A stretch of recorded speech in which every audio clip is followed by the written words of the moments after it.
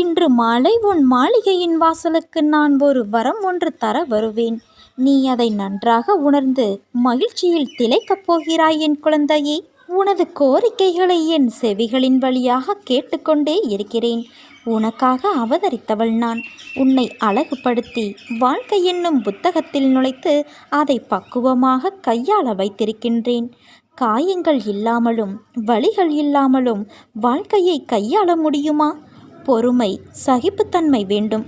அகங்காரம், அகந்தை இவைகளை தவிர்க்க வேண்டும். அதன் பிறகு எல்லாமே உன்னால் முடியும். வாழ்க்கை சக்கரத்தில் அனைத்தையும் எதிர்த்து சந்திக்க நீ தயாராக இருப்பாய். வாழ்க்கையில் வருவது அத்தனையும் நிரந்தரமில்லை. அனைத்தும் மாயை. ஒரு நாள் உனக்கு, இன்னொரு நாள் வேறு ஒருவருக்கு. அதனால் கவலைப்படாமல் மகிழ்ச்சியோடு இருக்க நீ பழகிக்கொள்.